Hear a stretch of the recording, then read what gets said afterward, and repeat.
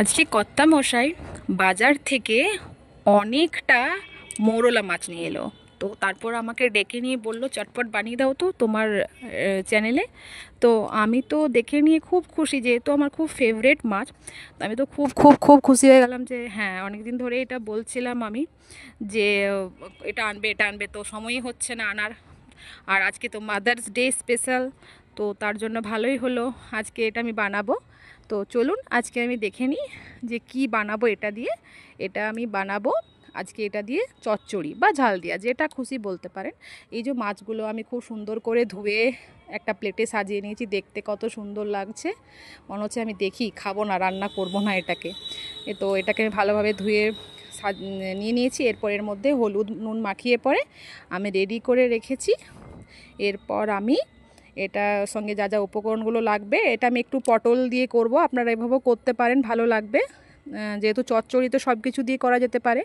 তো আমি এখানে পেঁয়াজ টমেটো কুচি নিয়েছি, সর্ষে রসুন কাঁচা লঙ্কা সব নিয়েছি একসাথে, আর পটল নিয়েছি, আর ধনেপাতা কুচি আর কাঁচা লঙ্কা চেরা নিয়েছি। এগুলো সব নেওয়া হয়ে গেছে আমার। এরপর কড়াইয়ে তেল দিয়েছি। তেলটা অনেকক্ষণ গরম করে করতে হবে, যতক্ষণ না ধোঁয়া ওঠার মতন গরম হয়, কারণ কি এই মাছগুলো অতিরিক্ত গরম তেলেই ভালো ভাজা যাবে এবং গোটা গোটা উঠবে। যদি গরম না করে দিই তাহলে একদম কড়াইয়ের সাথে লেগে যাবে। তো আমি এখানে খুব গরম করে মাছগুলো দিয়ে দিলাম এবং মানে খুব হাই আছে না, মিডিয়াম আছে, এটাকে আমি ভেজে নেব। প্রথমে এটাকে এক পিঠ ভেজে নিলাম, এই দেখুন লাল লাল করে। আবার এটাকে আমি ভেজে নিলাম। এরপর আমি এগুলো সব তুলে দেব। ভাজা ভাজা হয়ে যাবার পর দেখুন গোটা গোটা আছে, একটা মাছও দেখুন ভেঙে যায়নি। এটা যদি আমি তেল গরম না হতে হতে দিতাম তাহলে ভেঙে যেত, কড়াইয়ের মধ্যে লেগে যেত। তো আমার এখানে খুব সুন্দর একদম গোটা গোটাভাবে উঠে গেছে। এরপর আমি সব মাছগুলো একটা প্লেটের তুলে নিলাম এবং ওই তেলের মধ্যে, বেশি না একটু তেল দেব। তারপর ওই তেলের মধ্যে আরেকটু তেল দেওয়ার পর কালো জিরে ফোড়ন দিব। কালো জিরে দেওয়ার পর এখানে ফার্স্টে পটলটাকে আমি ভাজবো, তারপর কালো জিরে দেব। তো হালকা করে পটলটাও ভেজে নিলাম লাল লাল করে, কম আছে, এগুলো সব আমি ভাজবো। তো ভালো করে পটলগুলো এই দেখুন ভাজা হয়ে গেছে। এরপর আমি তেল কড়াই থেকে তুলে নিলাম এবং ওইটাতে একটু হালকা তেল দিয়ে এরপর আমি কালো জিরে ফোড়ন দেব এবং ওর মধ্যে ভালোভাবে কালো জিরা এই তেলটাকে আমি পুরো কড়াইটাতে ভালো করে এমনি করে মিলিয়ে নিলাম, একটু গরম করলাম। এরপর টমেটো কুচি আর পেঁয়াজ কুচিগুলো এর মধ্যে দিয়ে দেব।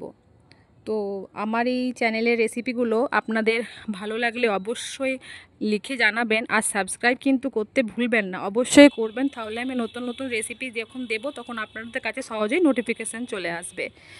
আর ফেসবুক থেকে দেখে থাকলে অবশ্যই ফলো করবেন। আর আমি রোজ রোজই নতুন নতুন রেসিপি দিচ্ছি, আপনারা অবশ্যই দেখে কমেন্ট বক্সে কিন্তু লিখতে ভুলবেন না। তো আমি এখানে টমেটো আর পেঁয়াজ কুচি দিয়ে দিয়েছি এবং 2 থেকে 3 মিনিটের মতন ভালো করে ফ্রাই করে নেব, যতক্ষণ না টমেটোটা একটু নরম হয়ে যায় এবং পেঁয়াজের কালারটাও চেঞ্জ হয়ে যায়। এই দেখুন আমি কম আছে এটাকে ভাজছি। এগুলো ভাজা হয়ে যাবার পর আমি ওই রসুন কাঁচা লঙ্কা সর্ষে জল দিয়ে ভিজতে দিয়েছি। একটু জল দিয়ে ভেজার পর আমি ওটা আবার বেটে নেব আমি। তো এখানে দেখুন আমার খুব সুন্দর করে এগুলো ভাজা হয়ে গেছে। এরপর আমার বাটাটাও কমপ্লিট হয়ে গেছে এবং একটু নাড়াচাড়া করে নেওয়ার পর এখানে কিন্তু আমি এখনও পর্যন্ত কোনো নুন হলুদ বা কিছু দিইনি। এরপর ওই পটলটাকে দিয়ে দিলাম। পটলটাকে দেওয়ার পর ওটাকেও ভালোভাবে নেড়ে নিলাম এবং এরপর যে পেস্টটা আছে ওই পেস্টটাকেও আমি দেব। তার আগে এখানে একটু হলুদ দিলাম, বেশি না, একদম হাফ চামচেরও কম হলুদ দেব এবং লঙ্কা গুঁড়িও হাফ চামচ দেব আর নুন দেব স্বাদ মতন। আমি এখানে 1 চামচ আর একটু নুন দিয়েছিলাম আর চিনিটাও দিয়েছি। আমার রান্নাঘরে চিনি হবে না এটা তো হতে পারে না, সব রান্নাতে একটু করে চিনি দিই টেস্টের জন্য, কালারের জন্য। তো চিনিটা এখানে দেখানো হয়নি, তো একটু চিনি দিয়েছি। আপনারা চাইলে দিতেও পারেন নাও পারেন, সেটা আপনাদের নিজেদের পছন্দ। এরপর আমি ভালোভাবে মশলাগুলোর সাথে এগুলো ভেজে নিলাম। এই দেখুন বাটা আমার রেডি হয়ে গেছে। এবার আমি সমস্ত বাটা পেস্টটাকে আমি এখানে দিয়ে দিলাম এবং খুব ভালো করে টমেটো আর পেঁয়াজের সাথে মশলাটা 2 থেকে 3 মিনিট ভাজতে থাকবো। একটু ভাজা ভাজা হয়ে যাবার পর আমি হালকা একটু জল দেবো, ওই বাটিটাই ধুয়ে পরে জলটা দিয়ে দিলাম এবং আবার খুব ভালোভাবে নেড়ে নিলাম। এরপর এর সাথে আমি মাছগুলো দিয়ে দেবো। তো কিছুক্ষণ নাড়াচাড়া করার পর সর্ষের যে ঝাঁঝটা আস্তে আস্তে বেরিয়ে যাবে, এর মধ্যে খুব ভালো লাগবে। এরকমভাবে অবশ্যই করে দেখবেন, গরম ভাতের সঙ্গে তো জাস্ট জমে যাবে, আর তো কোনো কিছু লাগবেই না। আমি এরপর ওপর থেকে ধনেপাতা কুচি আর কাঁচা লঙ্কা চেরা দিয়ে আবারও নেড়ে নিলাম এবং এরপর ওই ভাজা মাছগুলো এর সঙ্গে অ্যাড করলাম। এগুলো আবার খুব ভালোভাবে নেড়ে নেব এবং আমার রেডি এখানে মোরলা মাছের চচ্চড়ি। তো খুব ঝাল ঝাল খুব সুন্দর হয়। এরপর ওপর থেকে একটু কাঁচা সর্ষের তেল দিয়ে দেবেন, ব্যাস ঝাঁঝ ঝাঁঝ লাগবে, দারুণ লাগবে। আমার ভিডিওটি সম্পূর্ণ দেখার অনুরোধ রাখলাম।